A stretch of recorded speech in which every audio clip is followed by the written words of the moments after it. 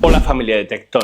Es de todos conocido y sabido que el Capitolio de los Estados Unidos fue inaugurado en una ceremonia masónica por el primer presidente del país, George Washington. Así es, en 1793 se inició la construcción del Capitolio, la actual sede del Congreso, es decir, del poder legislativo en Estados Unidos. Y lo inauguró el presidente Washington, que era francmasón. Estuvo acompañado por miembros de la Logia Masónica de Alexandria, de la que era miembro honorario. En la inauguración se usaron el típico mandil masónico, nivel, plomada y maza. Fue una ceremonia de consagración con vino, aceite y maíz, símbolos masónicos de prosperidad. El evento fue organizado por la Gran Logia de Maryland. Actualmente se puede ver la piedra en el Capitolio que conmemora el evento. Dice, colocada masónicamente el 17 de septiembre de 1932, en conmemoración de la colocación de la piedra angular original por George Washington. El Capitolio de los Estados Unidos albergaba antiguamente la Corte Suprema, que ahora se encuentra al otro lado de la calle. Muchos de los líderes cívicos más importantes de Estados Unidos han sido masones, entre ellos 14 presidentes y 5 presidentes de la Corte Suprema. La masonería se encuentra, por tanto, en las entrañas de la fundación de Estados Unidos. Pero antes de adelantarnos en esta cuestión, recordamos lo que dice la Iglesia Católica sobre la pertenencia a la masonería.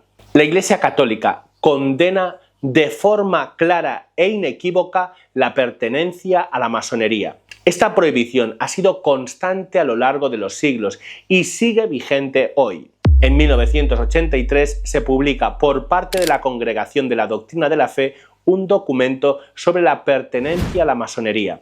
El documento está firmado por el cardenal Ratzinger y fue aprobado por San Juan Pablo II. En este documento se nos explica que el juicio negativo de la Iglesia sobre la masonería permanece inalterado, porque sus principios han sido siempre considerados inconciliables con la doctrina de la Iglesia.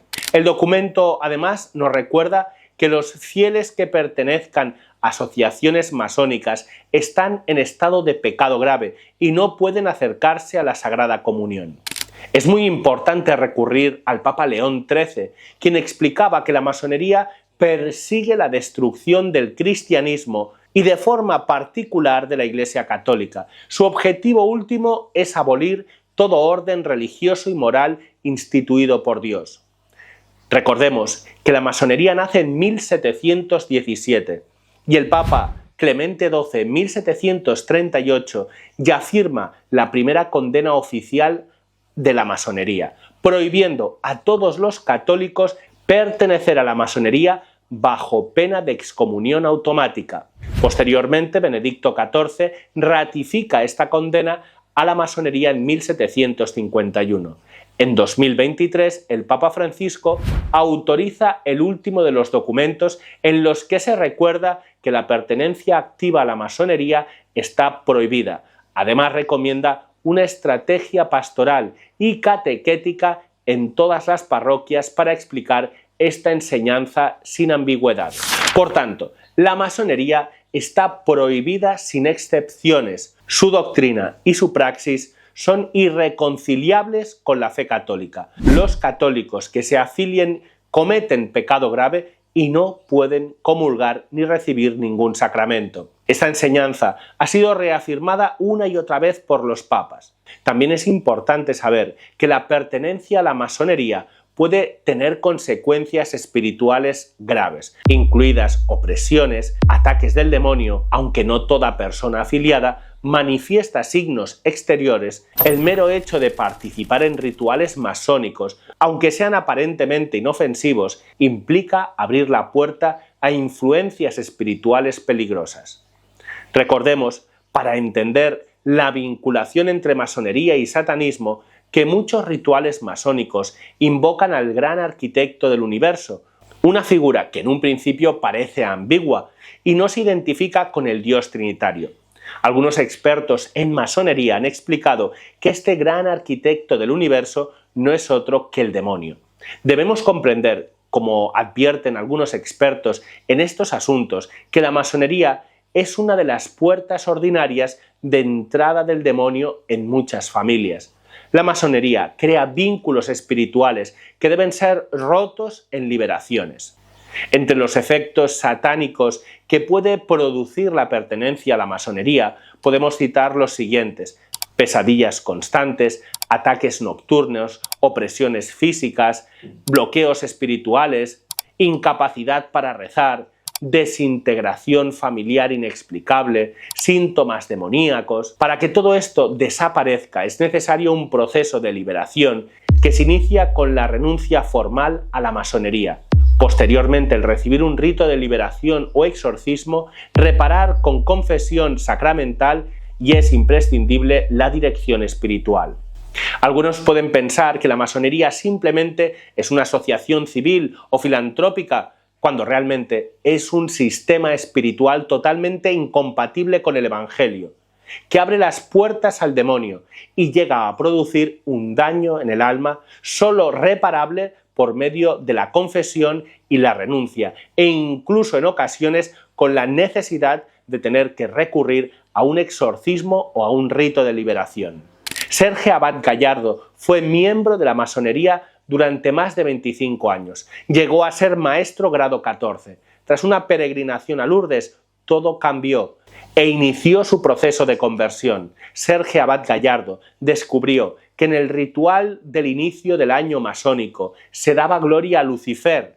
Ellos no dicen que se trata del diablo, sino que toman la etimología de la palabra y dicen que es el portador de luz. Explica Abad Gallardo. Algo similar también sucede cuando vio que entre los altos grados de la masonería se alaba a la serpiente de la que se habla en el Génesis, por la que Adán y Eva cayeron en el pecado original. Dicen que ella trajo la luz y el conocimiento al hombre, que Dios no quería dárselo.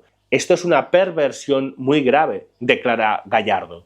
Según afirma, entre la masonería y el demonio hay una relación, pero no es tan directa. La mayoría de los masones no se dan ni cuenta de la influencia del demonio en los rituales masónicos. Ellos piensan con toda la intención posible que están trabajando por la felicidad de la humanidad o por el progreso de la humanidad. Es decir, no hay un culto al diablo abiertamente, pero se decora con palabras, y uno debe darse cuenta de lo peligroso que es para un católico estar dentro de una sociedad así, insiste. Pero volvamos al caso con el que iniciamos este vídeo: Estados Unidos. La piedra angular del Capitolio puesta en medio de un rito masónico. ¿Puede estar Estados Unidos maldito porque en sus orígenes se encuentra la masonería? Probablemente no podemos afirmar que Estados Unidos esté maldito por su vinculación con la masonería. Pero recordamos que la Iglesia Católica ha condenado repetidamente a esta asociación secreta. Ya ha denunciado la masonería como una fuerza que busca destruir el orden cristiano y socavar la moral natural.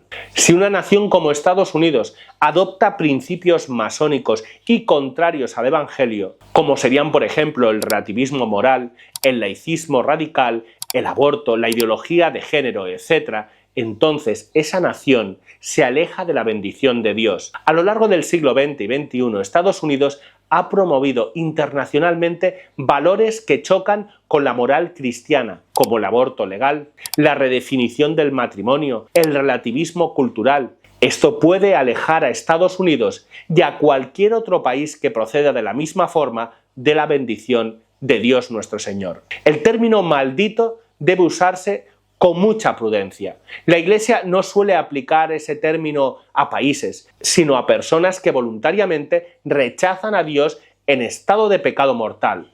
Sin embargo, una nación que institucionaliza el pecado se expone a consecuencias espirituales y sociales graves, como enseña la Biblia. La justicia engrandece a una nación, pero el pecado es la vergüenza de los pueblos. Proverbios 14:34. Pero esta no es la última palabra. Hay esperanza Incluso las naciones más alejadas de Dios pueden volver a Él mediante la conversión, la oración, la reparación. Quizá no podemos afirmar dogmáticamente que un país está maldito, pero sí que una sociedad que abraza estructuras contrarias a la ley de Dios se encamina al desastre espiritual y social.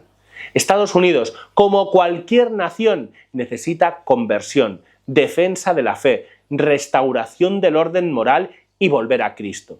Cuando la Iglesia nos advierte de peligros como el de la masonería, debemos recordar que lo hace por nuestro bien espiritual.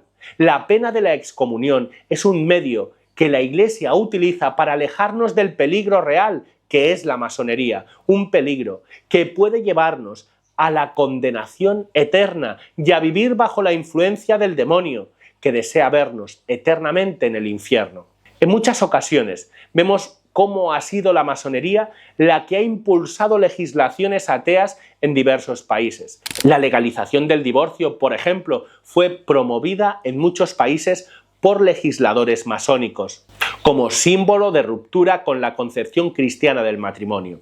La separación total del Estado y la Iglesia, por ejemplo, fue una reivindicación clave en la Francia de la Tercera República, que provocó leyes que expulsaron a congregaciones religiosas y cerraron escuelas católicas. La masonería ha promovido leyes de educación laica, ha promovido la legalización del aborto y la eutanasia, y últimamente las leyes de ideología de género que niegan la naturaleza creadora del hombre y la mujer y que están alineadas con el principio masónico de autoconstrucción del ser humano sin referencia divina. ¿Qué puede hacer un católico hoy frente a esta realidad?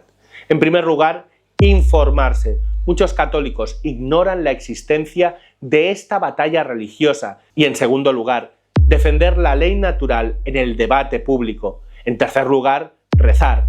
Reparar las malas leyes tienen consecuencias espirituales para una nación. Participar en política, con formación y principios sólidos. Y sobre todo, confiar en Dios nuestro Señor. Vivimos en tiempos de confusión, tanto en lo religioso como en lo mundano. Y debemos formarnos en la verdad católica.